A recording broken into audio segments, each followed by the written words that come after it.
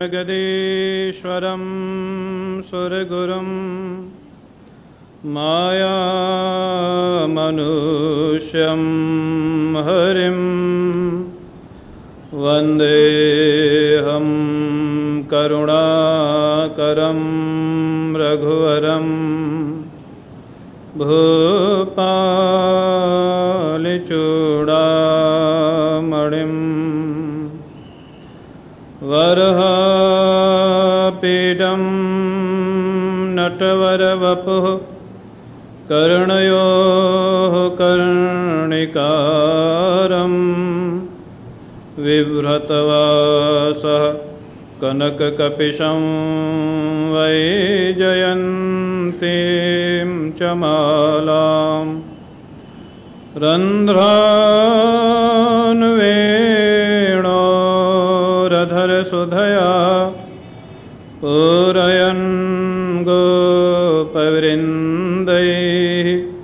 वृन्दारण्यं स्वपदरमणं प्राविशद्गीतकीर्तिः शङ्करं शङ्कराचार्यं केशवं वादरायणं सूत्रभाष्यकृतौ वन्दे भगवन्तौ पुनः पुनः ईश्वरो गुरुरात्मेति मूर्तिभेदविभागिने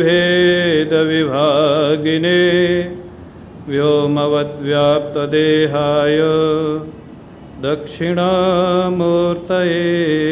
नमः।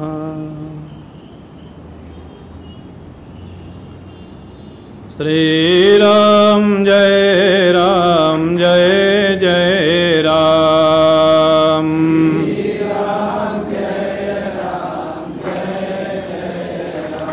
ओम श्री राम जय राम।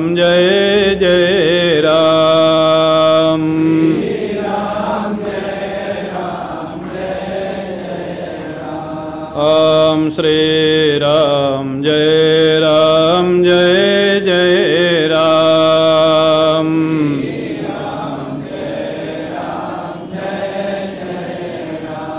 ओम श्री राम जय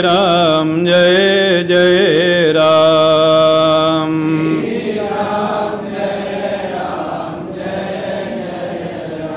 ओम श्री राम जय राम।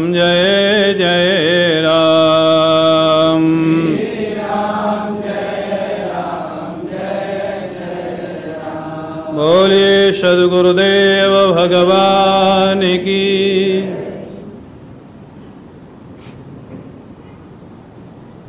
परम पूज्य प्रातः स्मरणीय श्री सद्गुरुदेव भगवान के श्री चरणारविंदों में साष्टांग प्रणाम।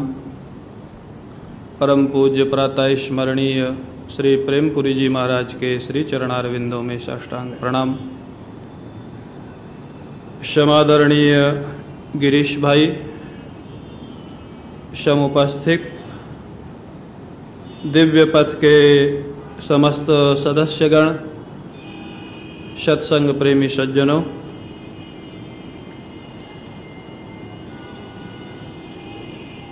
ठाकुर जी की अहेतु की कृपा से ये 3 दिन का सत्संग का सुअवसर मिला है। आप कहेंगे आपके लिए, केवल आपके लिए नहीं, मेरे लिए। भागवत में सुखदेव जी महाराज कहते हैं, ये जो सत्संग है, दिव्य कथा है, दिव्य चर्चा है, ये पहले पवित्र वक्ता को करती है। वक्तारम पृच्छकम श्रोतींस, वक्ता को पहले पावन करती है। क्यों? ये दिव्य कथा, दिव्य चर्चा, दिव्य अनुभूति पहले वक्ता के हृदय में आएगी, तभी वो श्रोता के हृदय में बैठाल सकेगा। प्रथम शुद्धि होती है वक्ता की, द्वितीय शुद्धि होती है प्रधान श्रोता की, और तीसरे नंबर में बाकी सब श्रोतागण आते हैं। और ये जो मैं अनुभव करता हूँ, प्रायः जितने बार भी जितने प्रसंग भागवत कथाएं कही जाती हैं, उनमें कुछ ना कुछ नवीन अनुभूतियाँ, नवीन उनकी व्याख्याएं वो अपने आप चिंतन मनन में आती हैं। यहाँ पर हमारे श्री आदरणीय गिरीश भाई, आप सभी लोग जिनसे सुपरिचित हैं, एक विलक्षण संयोग तो यह है कि जब तक लाल कपड़ा मैंने नहीं लिया था, तब तक मेरे को भी बहुत लोग गिरीश भाई कह के ही बुलाते थे। तो वक्ता श्रोता दोनों आज गिरीश है। तो बाद में वो लाल कपड़ा के बाद आनंद जुड़ गया तो गिरीश आनंद हो गया। और मैं समझता हूँ कि आनंद तो इनके जीवन में भी जुड़ा है, लेकिन लाल कपड़ा नहीं लिए इसलिए नाम के साथ नहीं जुड़ा है, हृदय में तो जुड़ा ही होगा। तो इनसे चर्चा हुई कि आप बम्बई रहेंगे, तो हमारे दिव्य पथ के लिए आप 3 दिन देंगे तो अच्छा रहेगा। मैंने कहा बहुत अच्छी बात है, सत्संग चर्चा मिले तो इससे तो अपना भी लाभ है। और जो दिव्य पथ है, मैं नहीं जानता हूँ आप लोगों ने इश्क किस अर्थ में दिव्य पथ को लिया होगा, अवश्य ये आपके कोई अच्छे अर्थों में होगा। हमारे संस्कृत में जो दिव्य शब्द का अर्थ है, दिव धातु से दिव्य शब्द बनता है, और दिव धातु के अनेक अर्थ होते हैं। एक क्रीड़ा अर्थ होता है, खेलना होता है, प्रकाश होता है, प्रकाशित करना होता है। तो दिव्य को यदि वेदांत के अर्थ में लें तो स्वयं प्रकाश परमात्मा अर्थ होता है। भक्ति के अर्थ में लें तो दिव्य जो लीलाएं, हमारे पुष्टि मार्ग के बहुत लोग यहाँ रहते होंगे, उसमें जो दिव्य सारी लीलाएं होती है, वहाँ पर दिव्य शब्द का प्रयोग होता है। और अगर उसको कर्म के स्तर पर ले आवें तो स्वर्गीय जो सुख संपत्ति है उसके लिए भी दिव्य शब्द का प्रयोग होता है। दिव्य भवम दिव्यम, वो स्वर्ग के लिए प्रयोग होता है। तो हम लोगों को तो प्रयोग करना है स्वयं प्रकाश के रूप में, आनंद स्वरूप के रूप में। दिव्य पथ, दिव्य माने जो परमात्मा है, दिव्य माने जो परमात्मा है, उसको आप राम कह लें, उसको आप कृष्ण कह लें, आप किसी भी रूप में कह लें, ब्रह्म कह लें, उसके अनुभव का जो रास्ता है उसका नाम है दिव्य पथ। और हम सभी उस पथ के पथिक हैं, हम सभी उसी रास्ते पे चल रहे हैं। चर्चा हुई कि क्या प्रसंग रखा जाए। मैंने पूछा आप जो कहो। गिरीश भाई ने कहा कि आप जो कहो।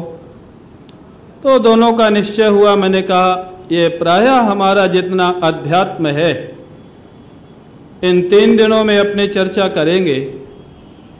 ये भगवान माने आध्यात्मिक जीवन और सांसारिक जीवन, अगर हम और आप गंभीरता से विचार करें तो ये सारा का सारा हमारे मन का परिणाम है, सारा का सारा। आप कहेंगे दोनों कैसे? भगवान कितने रूपों में आपके सामने आते? किसी के बेटे बन के आते, किसी के भाई बन के आते, किसी के माता पिता बन के आते, किसी का छोटा भाई बन के आते हैं तो किसी का बड़ा भाई बन के आते। ये आप बताओ, ये आपके मन की भावना के अनुसार भगवान बनते हैं कि अपनी इच्छा से बनते? बताओ क्यों भाई? भक्त के मन की भावना के अनुसार भगवान रूप धारण करते हैं कि अपनी इच्छा से?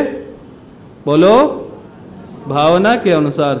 तो भगवान के भगवान का वास्तविक जो रूप है वो तो सच्चिदानंद विग्रह है। जैसे एक नाट्य मंच पर जो अभिनेता होता है, वो थोड़ी देर में कोई दूसरा अभिनय करता है, फिर पर्दे के अंदर चला जाता है तो दूसरा रूप बना के फिर आ जाता है। तो भगवान का जो वास्तविक रूप है वो तो सच्चिदानंद है, लेकिन भक्त जिस रूप में चाहता है। आपको मैंने शायद तो पहले सुनाया होगा ये जो अपने वल्लभ संप्रदाय के ही गोस्वामी थे मथुरा में, उनकी कथा भक्ति के ग्रंथों में पढ़ी मैंने। भगवान लाला की सेवा है वहाँ, तो इतना प्रेम था लाला के प्रति कि प्रायः लाला उनके जीवन में प्रकट होकर के कई बार आ जाते थे। एक दिन वो लाला को गोदी में लेकर के मथुरा घुमा रहे थे। अब वो बंदर दिखाई दिए तो लाला चिल्लाया, बंदर बंदर बंदर। वो जो गोस्वामी जी थे, जो बहुत जोर से लाला चिल्लाया, वो तो लाला बड़ा शरारती है। राम जी तो थोड़ा शांत है, लेकिन कृष्ण जी को तो आप जानते ही, इतना जोर चिल्लाए कि वो गोस्वामी जी परेशान हो गए, डांट लगाई। बोले जब तुम राम बने थे तो दिन भर बंदर घेर के बैठे रहते थे, तब तुम बिल्कुल नहीं चिल्लाते थे, और आज 2-4 बंदर देख गए तो चिल्लाने लग गए। जानते हो लाला ने क्या किया? लाला ने गोस्वामी जी को एक थप्पड़ मारा।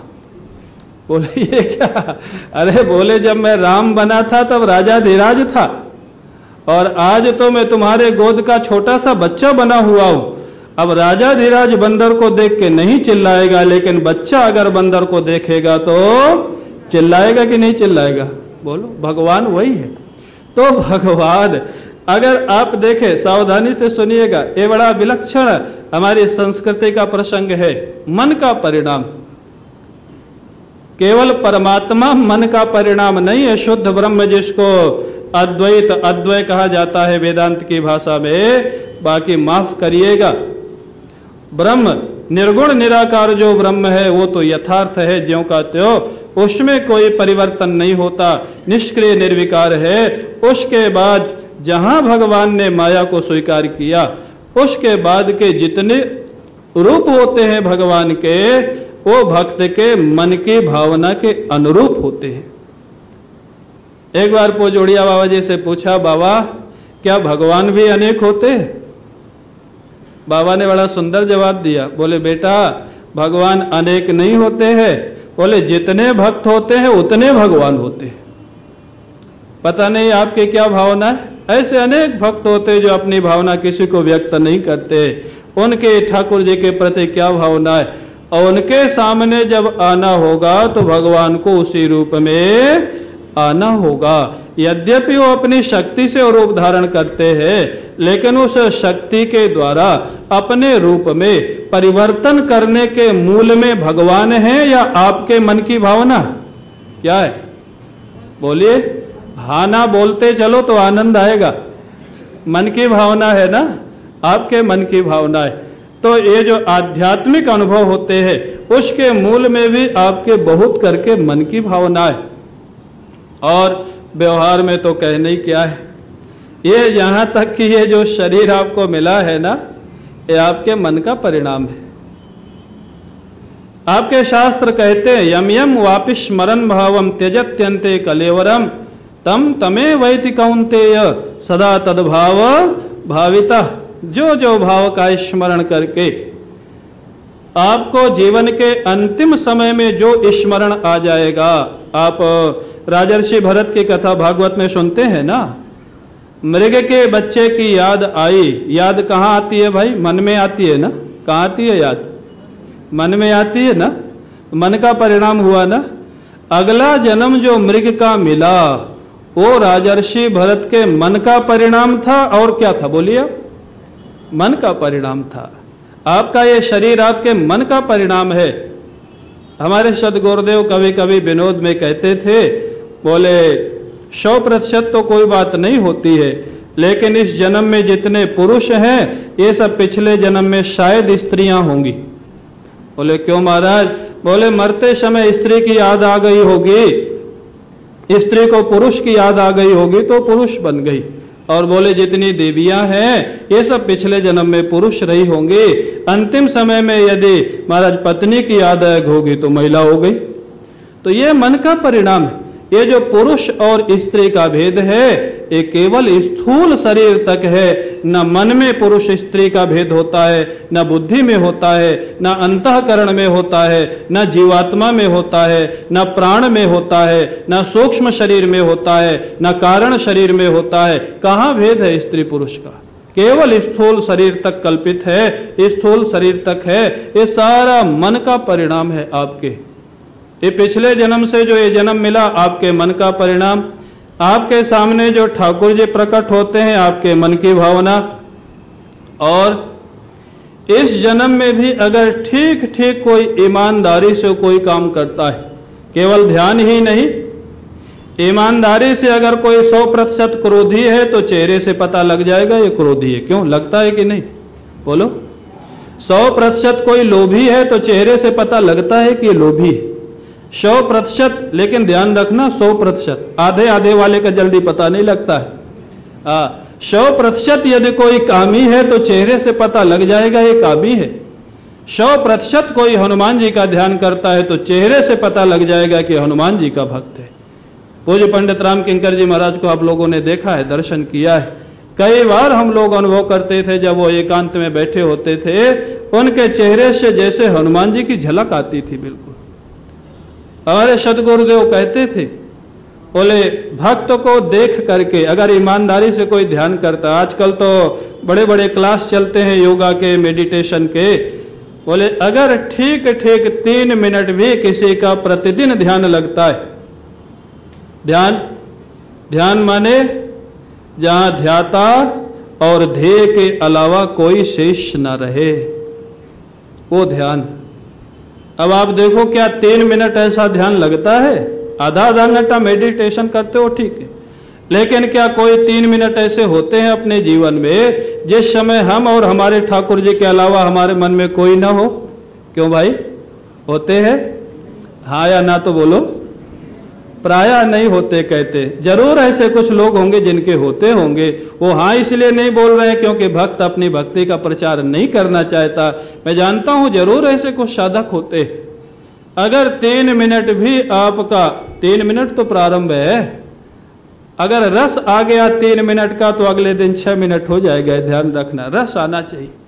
3 मिनट का अगर ध्यान लग गया तो 1 महीने के अंदर आपके चेहरे पर जिसका आप ध्यान करते हैं उसकी आकृति झलकने लग जाएगी। ये किसका परिणाम हुआ? किसका परिणाम हुआ? मन का। ये मन का परिणाम है। संसार मन का परिणाम, साधना मन का परिणाम, साध्य मन का परिणाम। तो आओ इसी मन पे विचार करें, ये मन क्या है और इस मन को हम कैसे बदल सकते हैं। ये सारी समस्या मन की है सज्जनों। सारी दुनिया में जितनी समस्याएं हैं, ये समस्याएं बाहर की नहीं है। ये समस्याएं, सही बात अगर पूछा जाए तो हमारे आपके मन की है। भगवान शंकराचार्य कहते, जितम जगत केन, संसार को किसने जीता? किसने जीता? जितम जगत केन मनोहीन।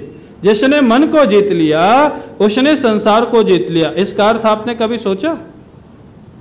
जिसने अपने मन को जीत लिया उसने संसार को जीत लिया, प्रश्नोत्तरी में भगवान शंकराचार्य जी कहते हैं। लेकिन वो तो अपनी पत्नी से हार जाता है, अपने बेटे से हार जाता है, अपने पड़ोसी से हार जाता है। भगवान शंकराचार्य जो तो कह रहे हैं कि जगत को जीत लिया, इसका अर्थ ये नहीं कि लाठी डंडा लेके जगत को जीत लिया।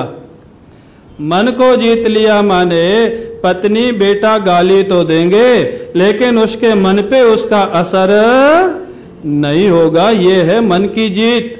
मन की जीत ये नहीं कि किसी को घर से निकाल दो, किसी को शहर से निकाल दो, किसी को ऊपर लाठी मारो, डंडा मारो। आप जानते हैं यहीं महाराष्ट्र में संत तुकाराम जी हुए ना, आप सब जानते। और उनकी पत्नी ने उनके पीठ पे क्या मारा? गन्ना मारा था ना। जब वो कोई काम नहीं करते थे बोले घर में बैठे रहते हो महाराज, ये भी बड़ी कृपा है ठाकुर जी की, ऐसी पत्नी मिल जाए, ऐसा बेटा मिल जाए। महाराज अंग तो कहते हैं कदपत्यम वरम मन्ने, प्रभु आपने बेन जैसा बेटा दिया, मैं आपको धन्यवाद करता हूं। क्यों? वैराग्य होता है, भजन होता है। तुकाराम जी की पत्नी ने कहा जाओ कुछ काम करो। काम करने जाते, मजदूरी में जो गन्ने मिले बच्चे पीछे लग गए, बाबा बाबा बाबा, गन्ने बांट दिए साधु। 1 गन्ना बचा, सारे दिन मजदूरी करके आए, 1 गन्ना। पत्नी को गुस्सा आया, गन्ना छीन लिया, तुकाराम जी के पीठ पे मारा जोर से। सारे दिन में 1 गन्ना लेके आयो। तुकाराम जी बड़े मुस्कराए, अरे गन्ना खा के मुस्करा रहे, ये कौन सा रहस्य है? ये है जितम जगत के न मनोहियन। क्यों मुस्करा रहे थे? बोले धन्य हो, मैं तो रास्ते में यही सोच रहा था कि एक गन्ना बचा है, इसके 2 टुकड़े करूंगा, आधा तुमको दे दूंगा, आधा मैं ले लूंगा। तो मेरे मन की बात कर दिया, तूने ही 2 टुकड़े कर दिए। आप सोचो, इतनी बड़ी घटना, आज तो कोई कड़वा शब्द बोल दे तुम्हारा सालों साल याद रखते, ये वही है जिसने मेरे को ऐसा कहा था। तो ये व्यक्ति दुखदाई है कि आपका मन दुखदाई है? क्यों भाई, मन दुखदाई है ना? तो व्यक्ति को ठीक करोगे कि मन को? मन को। व्यक्ति को ठीक करके कोई सुखी आज तक नहीं हुआ। जो भी सुखी हुआ है अपने मन को ठीक करके सुखी हुआ है। सज्जनों, ये जो मन है आप जानते हैं, ये जो भागवत में आता है पृथ्वी और धर्म का संवाद, वहां पर वो धर्म पूछता है वृषभ के रूप में पृथ्वी से, तेरे कष्ट का कारण क्या है? पृथ्वी पूछती है, जो तुम्हारा कारण है वही मेरा कारण है। वे राजा परीक्षित को जो कष्ट का कारण धर्म ने बताया, आश्चर्य होता है। राजा परीक्षित ने पूछा, तुमको दंड किसने दिया है? आप भागवत उठा के देखिएगा, ये भागवत केवल 7 दिन सुन लिया, नाच गा लिया, इतने ही नहीं है, ये जीवन की कला है, जीवन की विद्या है। भागवत से आप अगर ठीक ठीक अध्ययन करें तो व्यवहार में भी सफल हो सकते, परमार्थ में भी सफल हो सकते। क्या जवाब है? धर्म का रूप है वृषभ। राजा परीक्षित ने पूछा, तुमको किसने दंडित किया है, किसने दुखी किया है? यही है दुख सुख का, तुमको दुखी किसने किया है? और वृषभ बोलता है, राजन आप किस दृष्टि से दुख का कारण पूछ रहे हो? क्या जवाब है? बोले, वेदांत दृष्टि से यदि पूछते हो तो दुख सुख मिथ्या है, न कोई देने वाला है न कोई लेने वाला है, वहां दूसरा है ही नहीं। भक्ति के दृष्टि से अगर दुख सुख का कारण पूछते हो तो भगवान की लीला है। जैसे भगवान जिसको रखता है, ईश्वरः सर्वभूतानां हृदयेशे अर्जुन तिष्ठति भ्रामयन् सर्वभूतानि यंत्रारूढ़ानि माया। अपनी माया शक्ति से वो जिसको जैसे जहां घुमाता है व्यक्ति घूम रहा है। भक्ति की दृष्टि से ईश्वर की लीला है और कर्म की दृष्टि से अपने कर्म का फल है, अपने कर्म का फल है। अगर हम दुखी हैं तो हमारे कर्म का फल। क्या जवाब है? 4 कारण चारों दृष्टि से बताए। बोले, वेदांत की दृष्टि से दुख सुख मिथ्या है, भक्ति की दृष्टि से ईश्वर की कृपा है, दुख में भी ईश्वर की कृपा होती है, प्रेमी भक्त उसका अनुभव करता है, और जो यहाँ प्रेमी भक्त होंगे वो अनुभव करते होंगे, केवल प्रवचन नहीं है। और कर्म की दृष्टि से दुख सुख का कारण अपना कर्म होता है। चौथा कारण एक और होता है दुख सुख का। क्या? बोले, स्वभाव। ये चौथा कारण स्वभाव क्या? ये है मन। चौथा कारण जो है ये है मन। बोले, स्वभाव ही कारण होता है। स्वभाव कैसे कारण होता है? आपको सुनाओ दृष्टांत के द्वारा। हमारे महाराज जी के पास एक सेठ जी आए, उनको 50 लाख का फायदा हुआ था। उस समय 50,000 थे, आज की डेट में मैं उसका संख्या 50 लाख कर देता हूं। 50 लाख का फायदा हुआ, लेकिन दुखी थे। महाराज जी को पता था इनको फायदा हुआ है। बोले, सेठ मैंने सुना है कि बिजनेस तो अच्छा चल रहा है, फायदा हुआ। बोले, हाँ महाराज।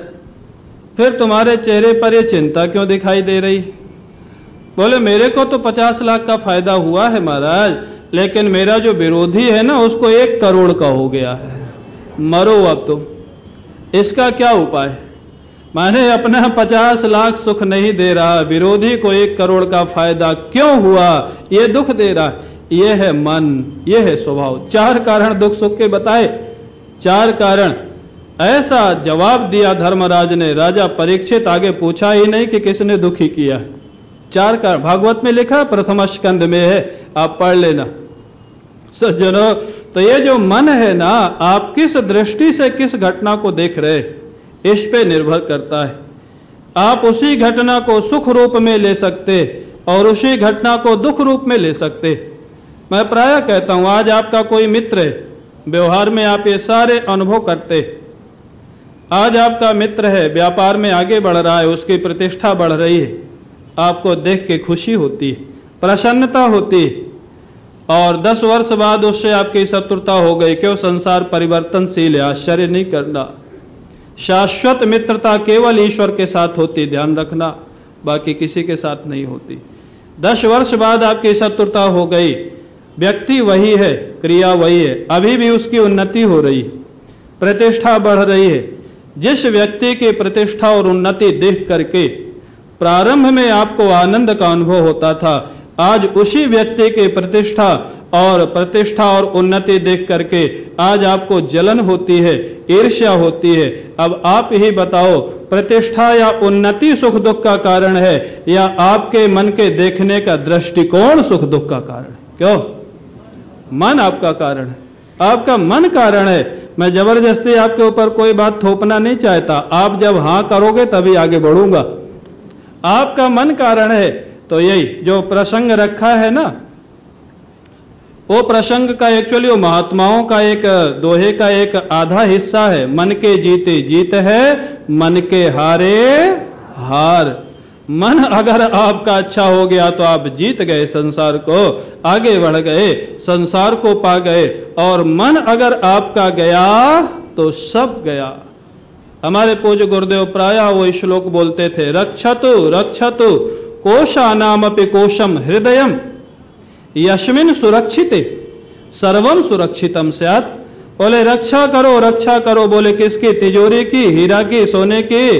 बोले नहीं नहीं नहीं नहीं नहीं, किसकी रक्षा करो? ये हमारी संस्कृति का उद्घोष है। रक्षतु रक्षतु 2 बार रिपीट किया, माने बहुत महत्वपूर्ण विषय है। रक्षतु रक्षतु कोशानामपि कोशम हृदयम। हृदयम माने मन। मन की रक्षा करो अपने। क्यों? बोले यस्मिन् सुरक्षिते सर्वम सुरक्षितम स्यात्। आपका मन यदि सुरक्षित हो गया तो आपका सब कुछ सुरक्षित है, और मन यदि आपका खराब हो गया तो सब कुछ होते हुए भी सब बेकार है आपके जीवन। आप अनुभव करते हैं कि नहीं? अगर आपके पास सब कुछ है और आप डिप्रेशन में चले गए तो आपकी गाड़ी, आपका घोड़ा, आपका फ्लैट, आपका परिवार आपके सुख का कारण बनेगा? आपका खजाना, आपका हीरा या आपके सुख का कारण बनेगा? क्यों भाई? बोलो, नहीं बनेगा ना। क्यों? मन अगर सुरक्षित है, एक साधु की कथा सुनाओ, उसके पास कुछ नहीं था लेकिन मन सुरक्षित था। पहले सुनाया होगा आपको, लेकिन हमारे पूज्य रोटीराम बाबा से एक बार किसी व्यक्ति ने कहा, अब यहाँ तो सालों भर सत्संग चल रही है, आप कहेंगे सारी बातें नहीं सुनाओ तो ये आशा मत रखना। एक व्यक्ति दिल्ली में मेरे से कहा, बोले आपके प्रायः हम कई भागवतें सुन चुके हैं, अब वो कुछ नई चीज सुनाओ। मैंने कहा जितना सुन चुको उतना उतार लो, तब आगे नहीं सुना दूंगा। सारी जिम्मेदारी हमारी है क्या? आप कुछ नहीं करोगे? अरे भाई, जितना सुन रहे हो उतना उतारो तो सही, तब ना आगे बढ़ेंगे। तो इसलिए देखो, कथा में, सत्संग में नवीन चीजें हमेशा आती है, लेकिन आप ये आशा रखो कि सारी की सारी नहीं होगी तो वो बिल्कुल नहीं होता है।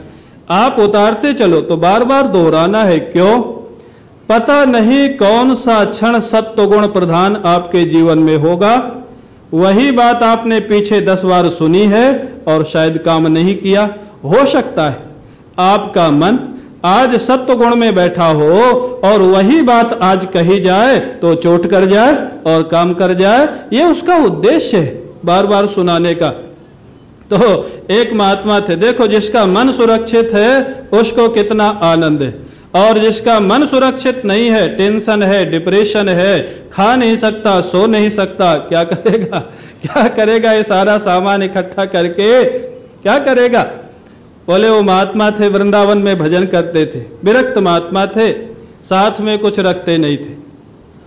ठंडी का समय आया, चटाई पे सोते थे, ठंडी लग रही थी, एक चद्दर ओढ़े पड़े थे, सोच रहे थे थोड़ा ठंडी बढ़ रही है, अब ठाकुर जी किसी को भेजें तो अच्छा है। ठाकुर जी तो अपने भक्त का कोई संकल्प कभी टाल नहीं सकते, विश्वास करके रखिएगा ईमानदारी से। अरे आपका नालायक बेटा की आप बात नहीं टालते हो, क्यों टालते हो? नहीं टालते हो ना। लायक हो तब तो कहने क्या है, नालायक बेटे की इच्छाएं पूरी करते हो।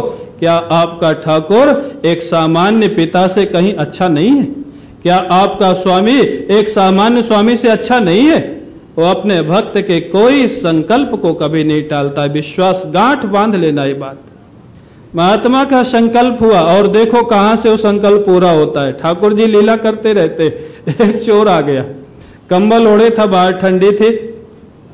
चोर आ करके महात्मा की कुटिया में, सामान तो कुछ था नहीं, घुस गया, दरवाजे भी खुले थे। अब घुस गया तो महात्मा तो सोए नहीं थे, जगे हुए थे, लेटे हुए थे चद्दर ओढ़ के। उसने कंबल जमीन पे रखा और खोजने लग गया कि कोई सामान हो तो सामान ले लूं, फिर कंबल उठा के चलो। महात्मा सोचे ठाकुर जी कंबल भेज दिए। ओह, कंबल बिछाए, नीचे ठंडा लग रहा था और चद्दर ओढ़ के धन्यवाद दिया, ठाकुर जी को धन्य हो प्रभु, आप चोर से मेरी व्यवस्था करा दिए, धन्य हो आप। और उसके बाद अब कुटिया में तो कुछ मिला नहीं। चोर जब लौट के जाने लग गया तो सोचा अब कंबल तो ले लूं, तो देखा महात्मा जी लेटे हुए। अब और समस्या, सामान कुछ मिला नहीं, गांठ का कंबल भी जा रहा है। अब अगर कंबल खींचे तो महात्मा कहीं शोर न मचा दे तो पकड़ा जाऊंगा, अब नहीं खींचूं तो घाटा होने जा रहा है। चोर ने सोचा पकड़े जाने से अच्छा है कंबल छोड़ना। चल पड़ा धीरे से बेचारा दुखी होकर के। ठाकुर जी अपने भक्त का काम किससे करवा देंगे आप सोच भी नहीं सकते। जो भक्त हैं वो जानते, जिनसे कोई आशा नहीं होती उनसे काम करवा देते ठाकुर जी। अब जब वो जाने लग गया तो महात्मा जी को थोड़ा विनोद सूझा। अरे बोले भाई कौन आया था, जा रहा है तो जरा दरवाजा भेड़ते जाना, दरवाजा लगाते जाना। अब चोर को गुस्सा आया, रहा नहीं गया। बोले दूसरा कोई आएगा तो तुम्हारा क्या ले जाएगा? एक आया तो बिछाने को दे गया, दूसरा आएगा तो ओढ़ने को दे जाएगा, तुम्हारा क्या है तुम्हारे पास जो ले जाएगा? महात्मा हंसने लग गए।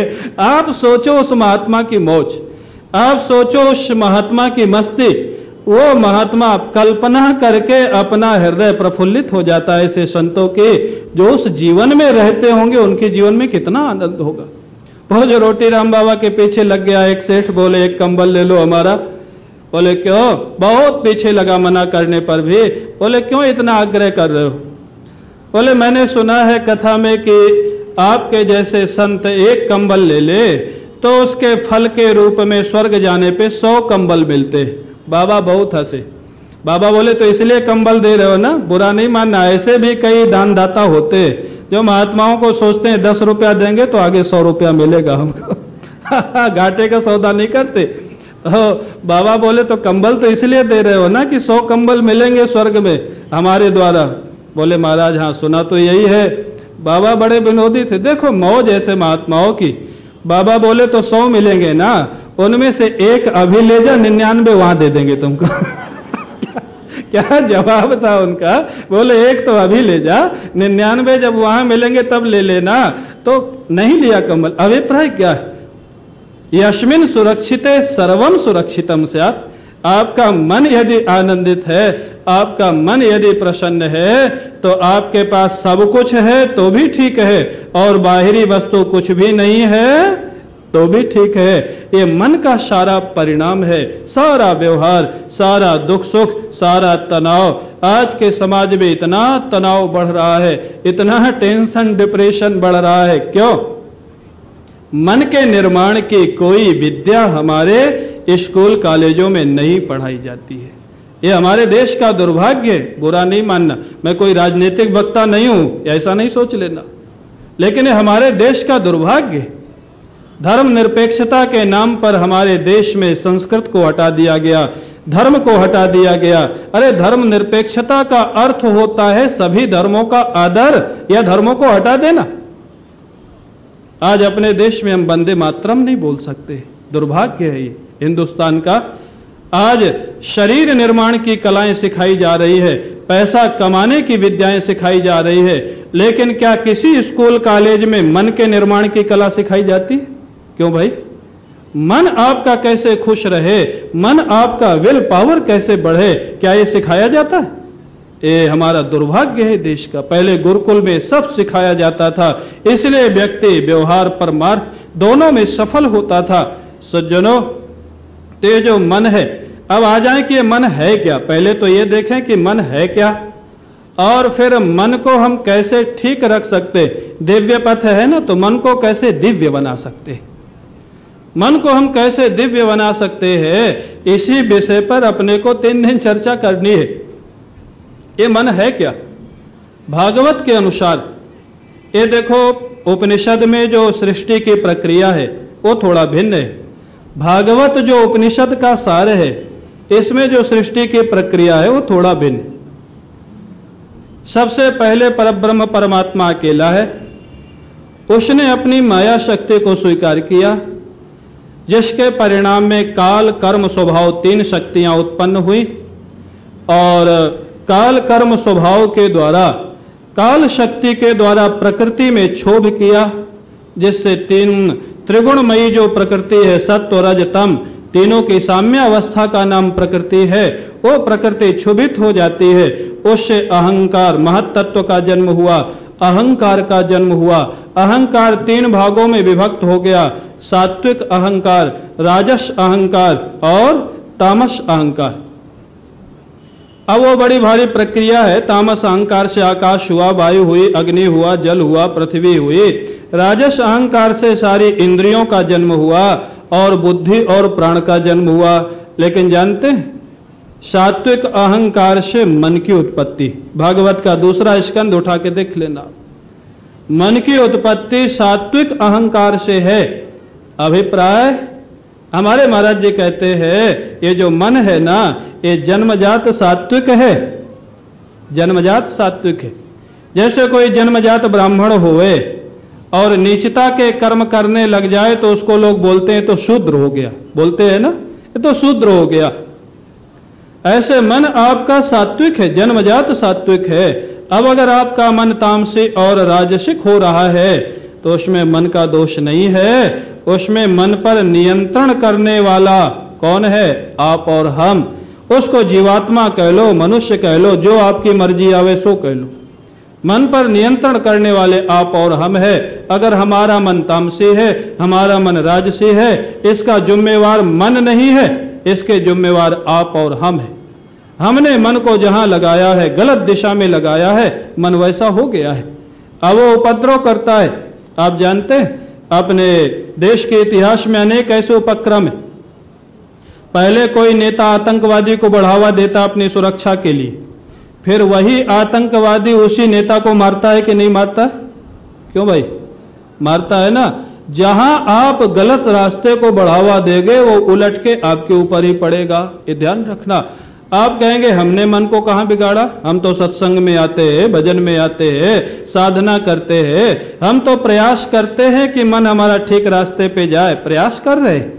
लेकिन 1 घंटा या इसका प्रयास करते हैं और 23 घंटा 23 घंटा किसका प्रयास करते हैं? कितने जोड़ी कपड़े हैं आपके पास बताओ? 50 जोड़ा, 25 जोड़ा, कितनी साड़ियां? बुरा नहीं मानना माताओ। कितनी जोड़ी चप्पल है? ये मन की खुराक है, बुरा नहीं मानना। ये मन की खुराक है, ये बुद्धि की खुराक नहीं है। आपने मन को कहां लगाया है? आप 1 घंटा सत्संग में आ करके, बाकी तो सारा माइनस चल रहा है ना, प्लस तो बहुत थोड़ा है आपके जीवन में। कहां से शक्ति मिलेगी आपको मन को सत्वगुणी? एक महात्मा बड़ी सुंदर बात कहते थे, बोले लोग प्राय 95% लोगों का प्रश्न होता है, महाराज ये मन वश में नहीं हो रहा है। और आप ही का क्या? अर्जुन का यही प्रश्न था, चंचलम ही मना कृष्ण प्रमाथि बलवत दृढ़म तस्याहम निग्रहम मन्ने वायो रिव सुदुष्करम। बड़ा कठिन है। और केवल अर्जुन का प्रश्न नहीं था, भगवान कृष्ण ने उनके प्रश्न का समर्थन किया। असंशयम महाबाहो मनो दुर्निग्रहम चलम, भगवान ने समर्थन किया। आप कहेंगे हमने मन को कहां बिगाड़ा है? एक महात्मा बड़े सुंदर एग्जाम्पल के द्वारा समझाते हैं। आपका एक बड़ा छोटा नन्हा सा बेटा है। वो बेटा कहता है हमको अमुक वस्तु चाहिए। मानो बेटा कहता है हमको गोल्ड की चेन चाहिए, गोल्ड की चेन, ऐसे समझ लो। अब एक दिन आपने बेटे को कहा अच्छा सब्जी मंडी चले जाओ, वहां मिलेगी। वहां गया, सारा दिन ढूंढा, नहीं मिली। क्यों? सब्जी मंडी में तो गोल्ड की चेन मिलेगी नहीं मिली। बोले पिताजी वहां तो नहीं मिली। अगले दिन आपने मार्बल वाले के पास भेज दिया, वहां चले जाओ। वहां से लौट आया, वहां भी नहीं मिली। तीसरे दिन आपने पसारी के यहाँ भेज दिया, जो खाने पीने का सामान रखता है, होटल में भेज दिया, वहां भी नहीं मिली। चौथे दिन आप जहां भेजोगे वहां जाएगा या आपसे झगड़ पड़ेगा? क्यों बोलो? झगड़ पड़ेगा या जाएगा आपकी आज्ञा मान के? झगड़ पड़ेगा ना। क्यों? क्योंकि आपने मिसगाइड किया है उसको, आपने उसको गलत रास्ते पे भेजा है। ये तो हो गया दृष्टांत। अब आ जाइए दाष्टांत पर, हमारे आपके जीवन पर। ये हमारा मन आपसे क्या चाहता है? ये बच्चा है, मन बच्चा है। ये आपसे प्रतिदिन क्या कहता है? हमको क्या चाहिए? आनंद चाहिए। कि और कुछ मांगता है? पैसा चाहता है तो आनंद के लिए, पद चाहता है तो आनंद के लिए, मिठाई चाहता है तो आनंद के लिए, कपड़ा चाहता है तो आनंद के लिए। सारे जितनी वस्तु, व्यक्ति, स्थान है, उनके पीछे अगर एक शब्द रखा जाए तो मन क्या चाहता है? क्या चाहता है? आनंद। आनंद चाहता है। और कैसा आनंद चाहता है? जो हमेशा रहे वो, या थोड़ी देर रहे वो? हमेशा रहे। और आपने वो हमेशा रहने वाले आनंद की खोज में जो मन है, उसको आपने स्थान कौन से बताए हैं? यहां आनंद मिलेगा। कभी वो बोला आनंद कहां मिलेगा? बोले गाड़ी ले आओ, गाड़ी, मर्सिडीज गाड़ी ले आओ, आनंद मिल जाएगा। गाड़ी आ गई, 10-15 दिन तो आनंद रहता है। फिर आनंद होता है कि टेंशन होता है उसके बाद? बोलो। मांगने वाले का टेंशन, बेटे का टेंशन, भाई का टेंशन, ड्राइवर का टेंशन, पेट्रोल बेच लेगा इसका टेंशन। क्यों टेंशन होता है कि आनंद होता है? हाँ, गाड़ी में सुख मिला उसको? नहीं मिला, धोखा खाया। फिर मन ने कहा अब कहां सुख मिलेगा? बोले बंगला बनाओ, बंगला, कोठी बनाओ, फ्लैट बनाओ, बहुत बड़ा फ्लैट बन गया। थोड़ी देर आनंद आया जब पार्टी वार्टी हुई, सब लोगों ने कहा बहुत अच्छा, बहुत अच्छा। उसके बाद आज नल खराब है, आज बिजली खराब है, कल एसी खराब है, परसों ये खराब है, तरसों ये खराब है। ना खा सकते हो ना सो सकते हो। क्यों? आनंद मिला कि दुख मिला? हाँ, आप सोचोगे ये सबको बाबा जी बनाने वाले हैं, आप बनोगे नहीं, मेरे को भरोसा है। पक्के हो सब, प्रेमपुरी के श्रोता हो ना। एक बार राम किंकर जी महाराज बड़े सुंदर यहाँ कथा कर रहे थे, तो अगले दिन किसी श्रोता ने कहा महाराज आपकी कथा में तो बुलेट चलते, बुलेट। दूसरे श्रोता ने कहा महाराज बुलेट तो चलते हैं लेकिन श्रोता यहाँ के बुलेट प्रूफ हैं। आपका ज्यादा तो आप देखो, आपके मन ने कहा अब सुख कहाँ मिलेगा? बोले बंगला, बंगला बनाओ, बंगले में सुख मिलेगा। बंगला बना दिया, सुखी नहीं हुआ, दूसरी बार धोखा हुआ। तीसरी बार बोले अब कहां सुख मिलेगा? बोले बैंक बैलेंस बढ़ाओ, बैंक बैलेंस बढ़ाओ, वो भी बढ़ गया। बैंक बैलेंस बढ़ाने में फिर सुख मिलता है कि दुख मिलता है? क्यों? कमाने में दुख, सुरक्षा में दुख। फिर किसको लिखें? अपने सामने बेटे को भी बता के नहीं जाते कि क्या लिखा है, नहीं तो जीते जी पता नहीं राम नाम सत्य कर दे।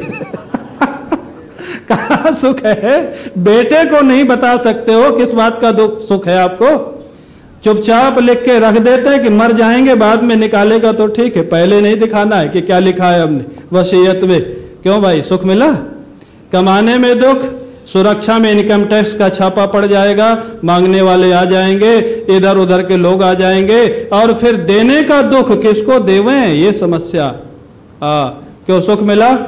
ये तो मैंने खाली 3 एग्जाम्पल दिए।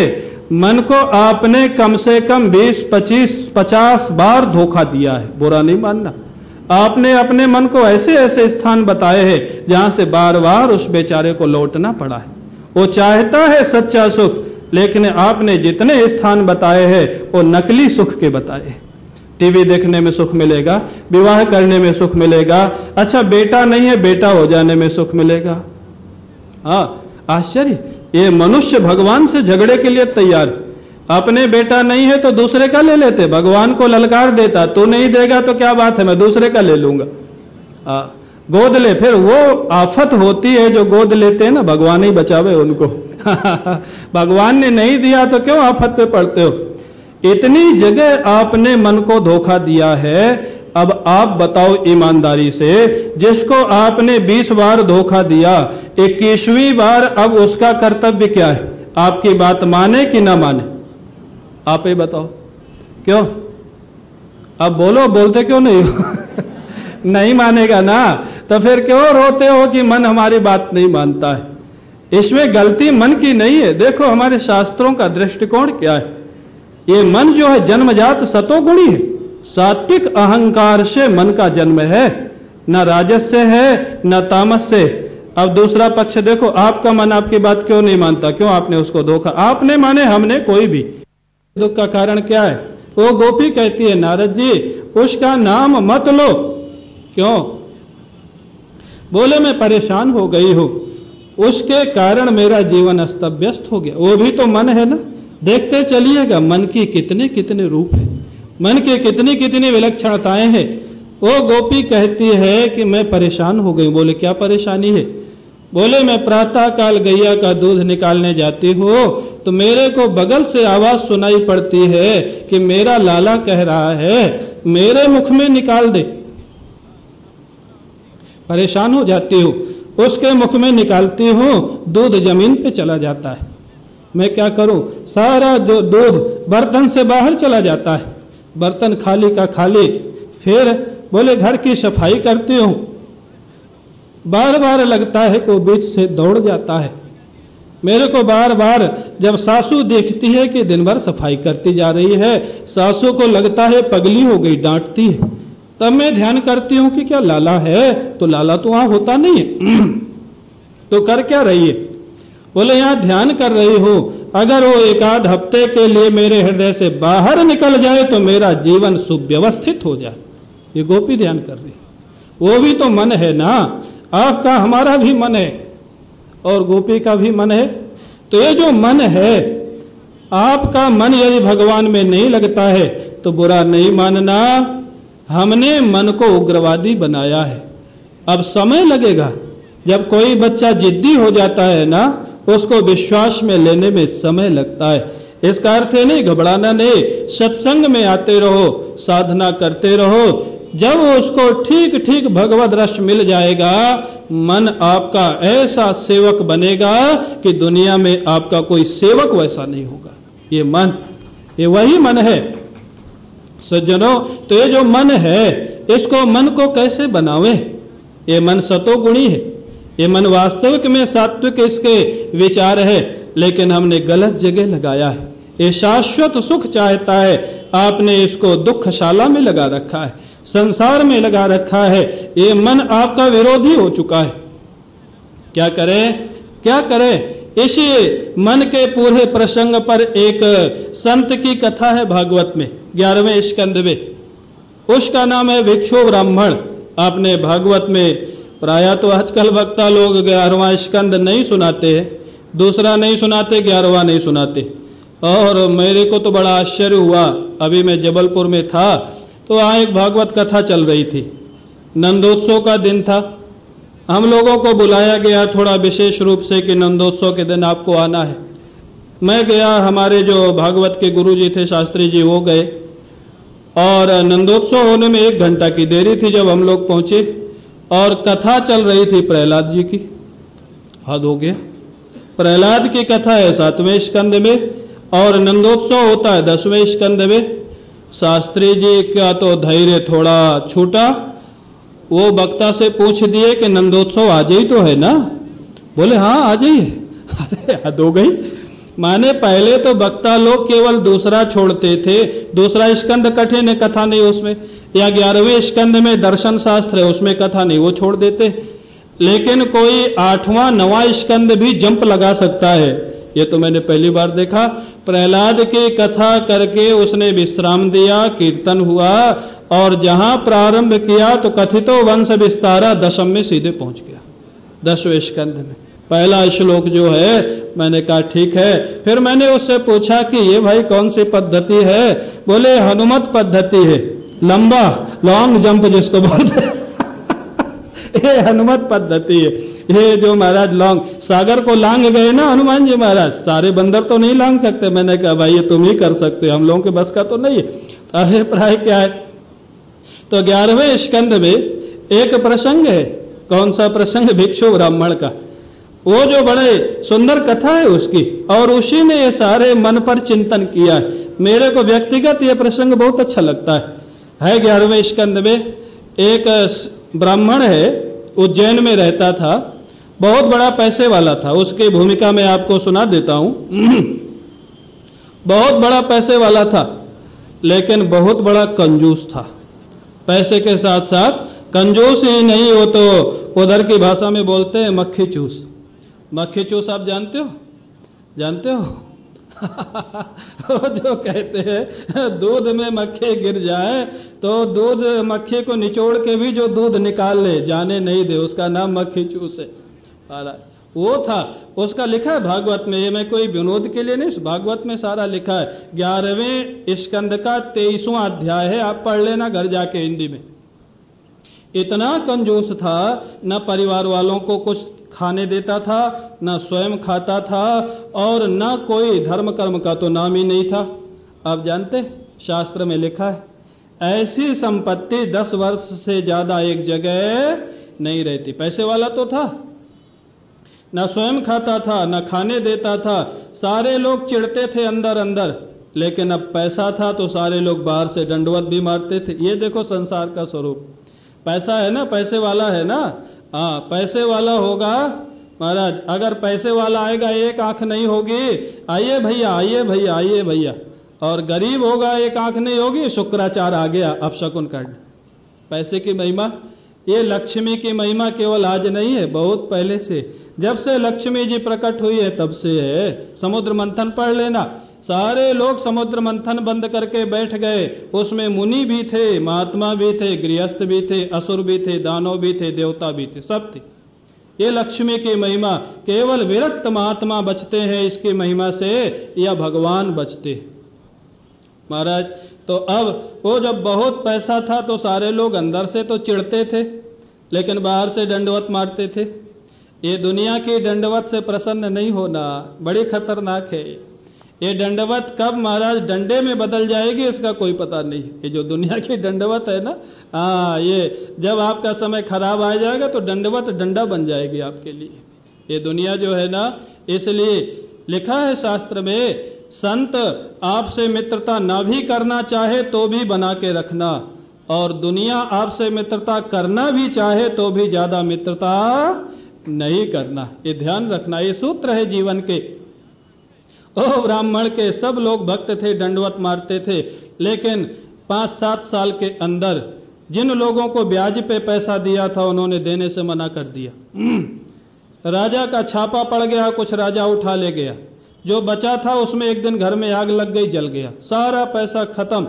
अब जब सारा पैसा खत्म तो सारे लोगों की दंडवत क्या बन गई? डंडा मारो इसको। बड़ा दुष्ट था, बड़ा मूर्ख था, न खाया न खिलाया, सब बर्बाद कर दिया। अब इतना अपमान, इतना अपमान, उसकी तो आंखें खुल गई। अरे इसी का नाम संसार। मेरे पास पैसा था तो ये दंडवत मारता था, आज पैसा खत्म हो गया तो ये घर से निकालने के लिए तैयार है। मैं प्रायः संतों की एक बात कहता हूं, शायद प्रातः काल भी कहा, कुछ ना बन पड़े और आध्यात्मिक जीवन की कुछ अनुभूति चाहिए तो ईमानदार रहना जहां भी हो।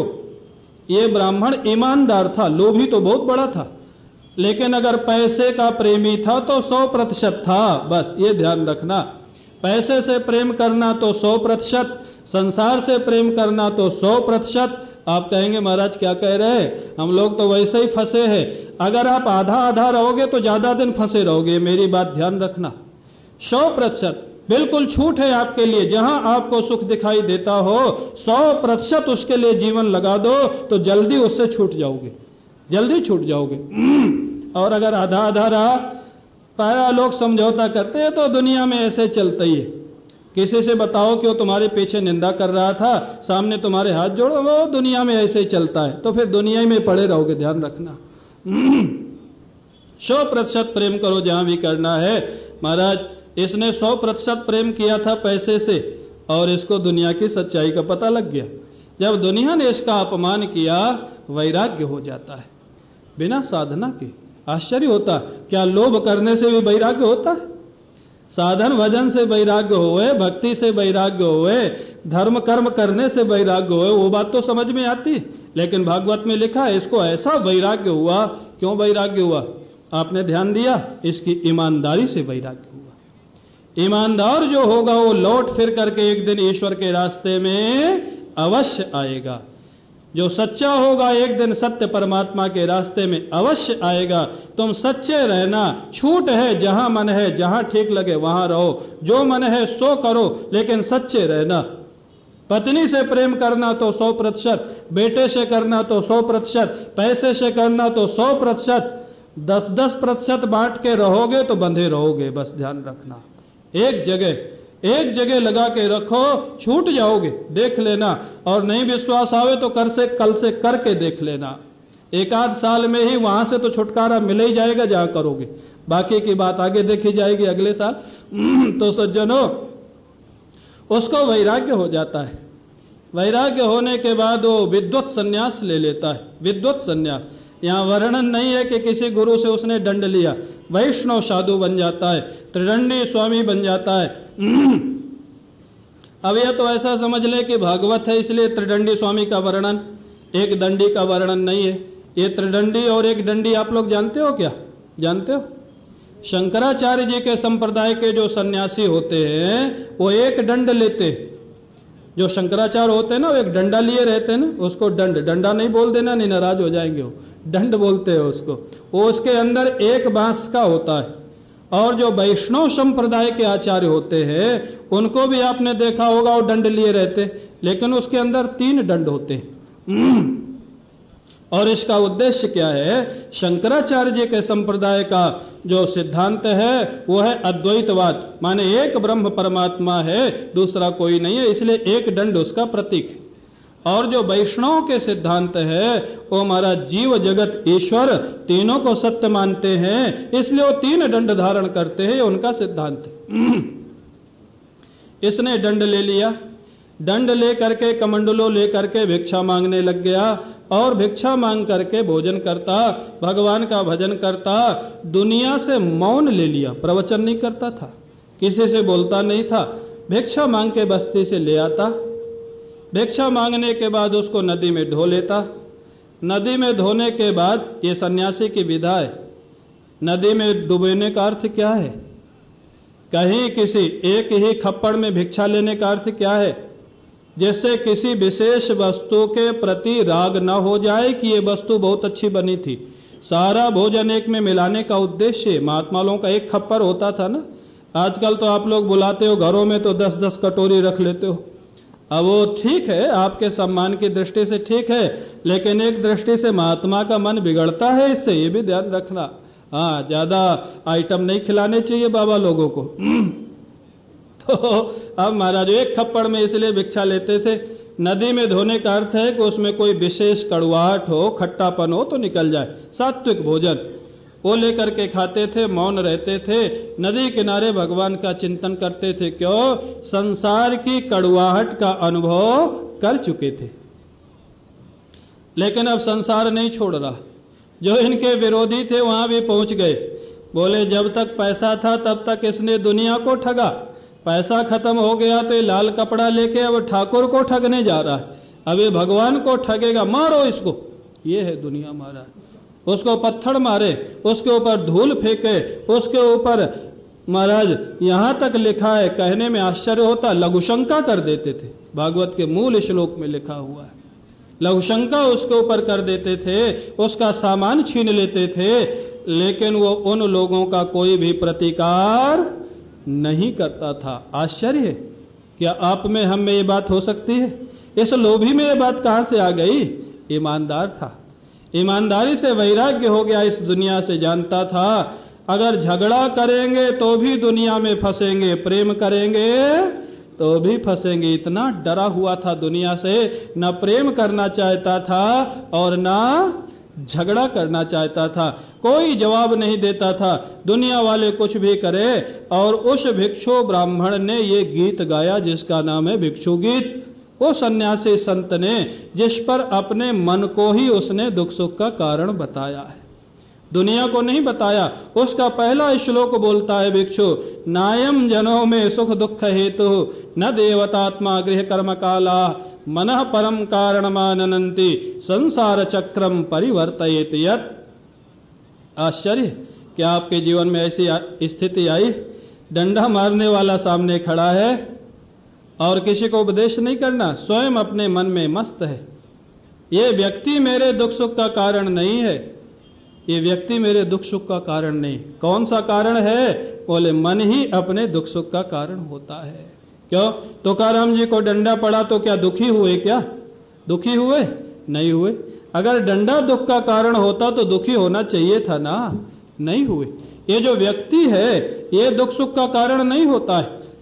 हमारे पूज्य उड़िया बाबा जी जब थे अपने लीला विग्रह में, तो उनके आश्रम में अनेक तरह के लोग रहते थे। अनेक तरह के माने कुछ झगड़ालू रहते थे, कुछ महाराज घी चुरा के ले जाते थे, कोई कुछ करते थे, और बाबा की जानकारी में सब था कि ये सब हो रहा है, फिर भी उनको बड़ा प्रेम करते थे। बाबा से एक बार किसी ने पूछा कि बाबा आप ऐसे लोगों को क्यों रहने देते हो आश्रम में? बाबा ने जवाब क्या दिया? नायम जनों में। इसकी व्याख्या आप सुनिए। बाबा ने जवाब दिया, बोले बेटा ऐसे लोग आश्रम में रहते हैं तो वैराग्य पुष्ट बना रहता है, कभी राग होने के चांस क्यों? पता है ऐसा है। अच्छे रहेंगे तो महात्मा का हृदय सरल होता है, दयालु होता है, राग हो सकता है, इसलिए मैं जानबूझ के ऐसे लोगों को रहने देता हूं। देखो दृष्टि का अंतर। एक संत ने लिखा है ना, निंदक नियरे रखिए। बोले कैसे रखें? वो रहे तो रखें क्या? बोले नहीं रहे तो भी रखो। कैसे रखें? बोले कमरा ना हो तो कमरा बनवा दो उसके लिए, बोले यहीं रहो आप।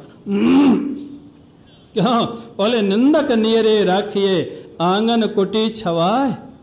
अपने आंगन में रखो, दूर नहीं रखना। बोले क्यों? बोले बिना किसी साधना के तुम्हारी सफाई करता रहेगा, तुम्हारे दोष बताता रहेगा, तुमको सावधान करता रहेगा। जो दोष हुए उनको सुधार कर लेना, जो नहीं है उनको तपस्या मान करके आनंदित हो लेना। निंदक नियरे राखिए। तो नायम जनों में सुख दुख हेतु।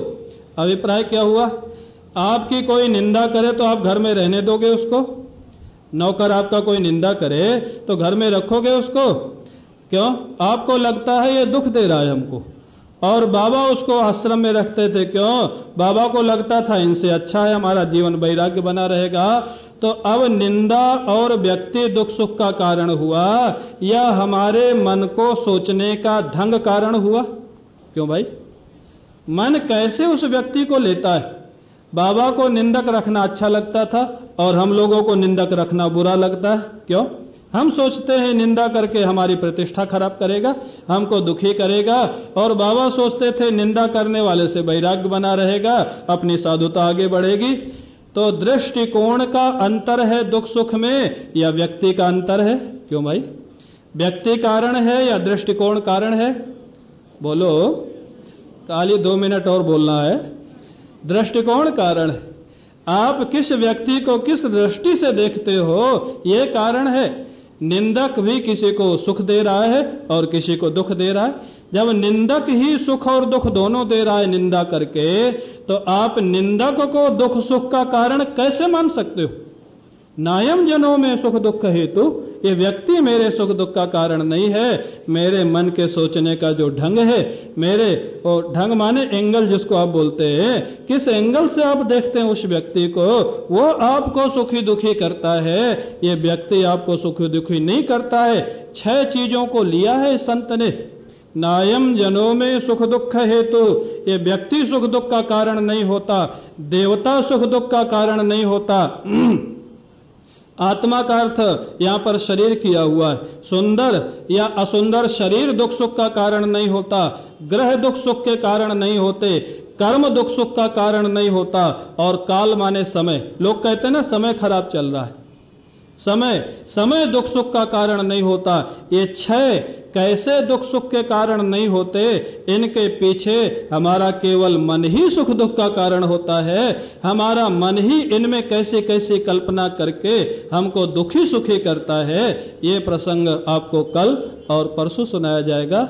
आज का समय पूरा हुआ, आज यही विश्राम। बोले वृंदावन विहारी लाल की, सद्गुरुदेव भगवान की। व्योमवत् व्याप्त देहाय दक्षिणामूर्तये नमः।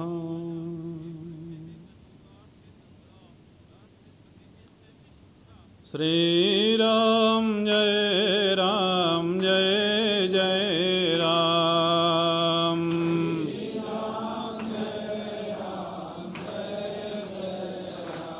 ओम श्री राम जय जय राम।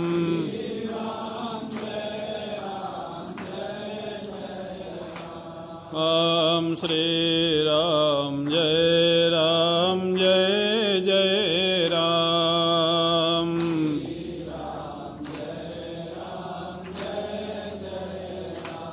ओम श्री राम जय जय राम।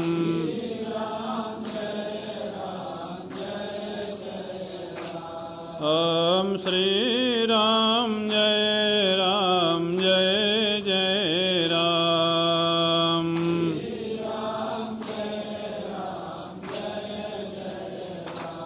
ओम श्री राम जय जय राम।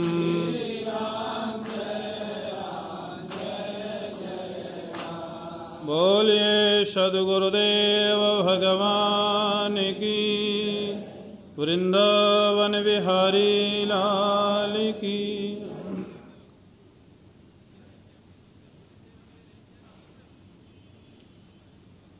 परम पूज्य प्रातः स्मरणीय श्री सद्गुरुदेव भगवान के श्री चरणारविंदों में साष्टांग प्रणाम। परम पूज्य प्रातः स्मरणीय श्री प्रेमपुरी जी महाराज के श्री चरणारविंदों में साष्टांग प्रणाम। समादरणीय गिरीश भाई,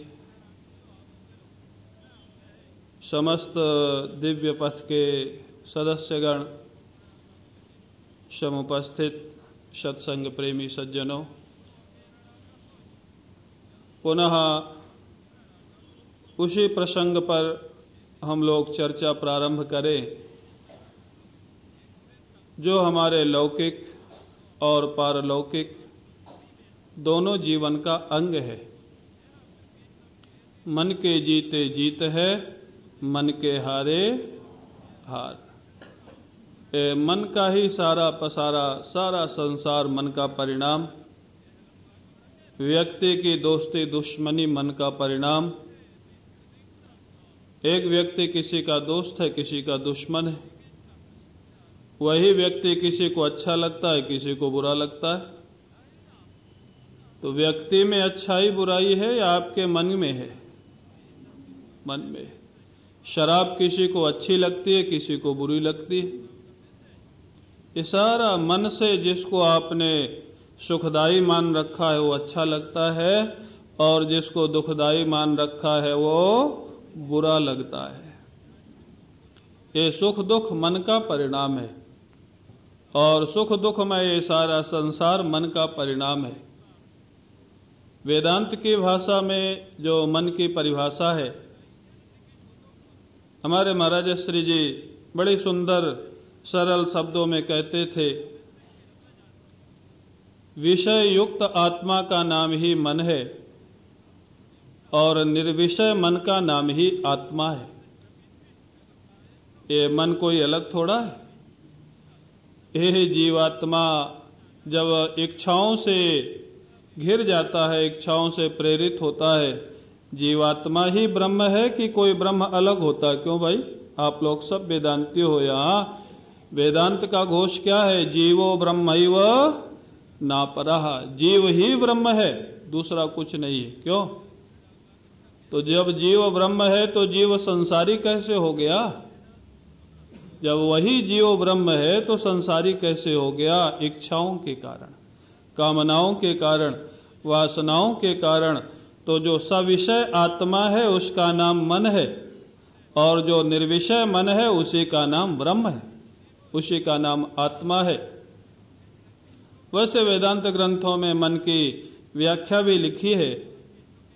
आप अगर किसी शल्य चिकित्सक से ये कहें कि शरीर का ऑपरेशन करके हमको मन नाम की वस्तु निकाल दो, तो हम उसको थोड़ा ठीक कर दें तो क्या निकाल के देगा आपको? क्यों? कोई डॉक्टर है जो मन को निकाल दे ऑपरेशन करके? क्यों भाई? नहीं है ना। तो ये मन है क्या? ये डॉक्टरों से पहुंच की बाहर की बात है, दिखाई देता नहीं है, कोई आज तक इसको देखा नहीं है, लेकिन सारी समस्या या सारी सफलता की जड़ क्या है? दोनों की जड़ है, ध्यान रखना। समस्या की जड़ भी यही है और सफलता की जड़ भी यही है। मन अगर लग जाए किसी रास्ते में एकाग्र होकर के तो सफलता भी तो यही दिलाता है ना। तो मन है क्या? ये कहाँ रहता है? लोग कह देते हैं यहां रहता है, खाली यहां नहीं रहता है, पूरे शरीर में व्याप्त है। अंतःकरण के जो 4 भाग है, मन बुद्धि चित्त अहंकार, उसमें एक भाग का नाम मन है, सारे शरीर में व्याप्त है। अंतःकरण माने अंतः क्रियते अनेन विषयाः। अंतःकरण किसको बोलते? ये जो इंद्रियां हैं ये बहिर्करण इनको बोलते, माने इनसे बाहर का ज्ञान होता है। और अंदर का ज्ञान जिससे होता है या जो विषयों को अंदर ले जाता है उसका नाम होता है अंतःकरण। अंतः क्रियते अनेन। तो सज्जनों, ये मन है क्या? वेदांत सार में मन की परिभाषा लिखी है, तत्र संकल्प विकल्पात्मको मनः। संकल्प विकल्पात्मकः मनः, ये अंतःकरण का एक हिस्सा, 4 हिस्से हैं उसके, अहंकार, चित्त, बुद्धि और मन। तो एक हिस्सा जो है, जो क्या काम करता है? बोले संकल्प विकल्प जो करता है उस हिस्से का नाम हो जाता है मन। अंतःकरण एक है। आप ऐसे समझे जैसे हमारे गिरीश भाई हैं, ये अगर कहीं लेक्चर देने लग जाएं तो इनका नाम लेक्चरर हो जाएगा। ये जब घर में रहते हैं तो बेटे के लिए ये पिता है, और जब हरि भाई थे तो उनके लिए पुत्र थे, और मित्रों के लिए ये मित्र है, पत्नी के लिए पति है। एक कार्य भेद से नाम भेद हो जाते हैं, लेकिन व्यक्ति एक है कि अनेक है? क्यों? एक ही है ना। तो एक ही अंतःकरण जब वो संकल्प विकल्प करने लगता है तो उसका नाम मन हो जाता है। जब निश्चय अनिश्चय करने लगता है तो उसका नाम बुद्धि हो जाता है।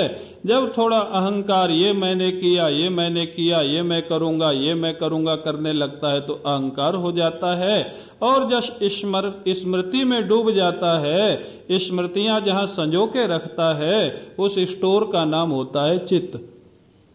वो चित्त तो मन उसके एक हिस्से का नाम है। तत्र संकल्प विकल्पात्मकम मनः। मन माने क्या होता है? आप समझ ले मन क्या है। मन जो है बड़ा सूक्ष्म है, सारे शरीर में व्याप्त है। संकल्प विकल्पात्मक जो आपके हृदय का भाव है उसी का नाम मन है। मन कोई वस्तु नहीं है। भगवान कहते हैं मन मना भो, मन मेरे को दे दो। क्या कोई मिठाई का डिब्बा है जो उठा के दे दे उनके चरणों में? कहां से दे दे? कोई हमारी पकड़ की चीज है क्या? मन बनाभो का अर्थ है, भगवान कहते हैं मन का जो संकल्प विकल्प है वो मेरे प्रति लगा दो। मन कोई वस्तु तो है नहीं कि उठा के आप दे देंगे। मन मनाभो माने जो मन का जो कार्य है वो मेरे से जोड़ दो। संकल्प करो तो मेरे लिए, अच्छा सोचो तो मेरे लिए, और झगड़े की बात भी सोचो तो मेरे लिए। भगवान ने कितनी छूट दी है। आपका मित्र कोई ऐसी छूट देता है? आपका मालिक ऐसी छूट देता है कि स्तुति भी करो तो मेरी और निंदा भी करो तो मेरी? ऐसा छूट कोई मालिक देता है आपका? क्यों भाई? है कोई मालिक ऐसा यहां जो अपने नौकर को ऐसी छूट देता हो कि स्तुति भी करना तो मेरी और गाली भी देना तो मेरे को ही? क्यों? बोलो हाँ ना तो बोलते चलो। नहीं है ना। भगवान कितने दयालु है, भगवान कितने कृपालु है। भगवान कहते हैं छूट है बेटा तेरे को, मैं जबरदस्ती नहीं करता कि मेरी स्तुति करो, लेकिन मैं केवल एक निवेदन करता हूं। भगवान का हृदय देखो, भगवान की करुणा देखो, भगवान की कृपालुता देखो। भगवान कहते हैं प्रेम करो तो मेरे से, और प्रेम न करते बने दुश्मनी करो तो भी मेरे से, संसार से नहीं करना। कितने दयालु है, कितने कृपालु है। अच्छा, आपकी पत्नी को कोई उठा ले जाए और उसके बाद आपसे झगड़ा करे, फिर अगर वो पकड़ में आवे तो उसको आप जेल में भेजोगे कि अपने महलों में रखोगे? क्यों, कहाँ भेजोगे? जेल में। और रावण राम जी की पत्नी को उठा ले गया, बाद में झगड़ा भी किया, और भगवान श्री राम ने उसको क्या दिया? नरक दिया कि मोक्ष दिया? क्या दिया? ऐसा मालिक कहाँ मिलेगा? आप देखो, आपके सामने सारी कथाएं। हो, एक वक्ता सुनाते थे मेरे को, पहले भी आपको सुनाया होगा, जब रावण का स्थूल शरीर समाप्त हो गया, दिव्य देह से जब वो जाने लग गया तो प्रभु को प्रणाम किया, वो तो जय विजय था, और एक प्रश्न पूछता है, बोले प्रभु इस युद्ध में विजय किसकी हुई? अरे विलक्षण प्रश्न है, क्या ये भी कोई पूछने की बात है? सारा वंश तेरा विनष्ट हो गया और सारे तुम्हारी लंका पर मेरा शासन हो गया, मेरा या मेरे शिष्य मेरे भक्त विभीषण का, अरे विजय तो मेरी हुई है। वो मुस्कराया, बोले नहीं नहीं, विजय मेरी हुई है। बोले वो कैसे? बोले मैं जब तक जीवित था तो अपने जीते जी आपको लंका में प्रवेश नहीं करने दिया, लेकिन आपके जीते जी मैं वैकुंठ में प्रवेश करने। कौन विजयी हुआ, राम हुए या रावण? अब आप ही बताओ। क्यों भाई, कौन विजयी हुआ? देखो अब समस्या खड़ी हो गई। क्यों, आज तक तो यही सोचे थे कि राम विजयी हुए थे, लेकिन देखो व्यवहारिक दृष्टि से श्री राम की विजय हुई, लेकिन भावना की दृष्टि से हमेशा भक्त की विजय होती है और भगवान की पराजय होती है। भावना की दृष्टि से तो सज्जनों, ये मन का जो खेल है, ये सारा जो आपका मन का पसारा है, ये जहां तक संकल्प विकल्प है, भगवान मन बनावो करते नहीं कि मन कोई वस्तु है आप हार्ट से ऑपरेशन करा के निकालो और भगवान को दे दो। कहां से दे दो? कोई वस्तु हो तो उठा के दे दो ना। मन के जितने क्रियाकलाप है, मन की जितनी वृत्तियां हैं, पूज्य रामकिंकर जी महाराज बड़ी अच्छी बात कहते, बोले देखो भक्ति का अर्थ केवल माला घुमाना नहीं, भक्ति का अर्थ केवल पाठ करना, पूजा करना, आरती करना नहीं। गुस्सा आवे तो भी वो गुस्सा भगवान से जुड़ा रहे, संसार से ना जुड़े, इसका नाम भक्ति है।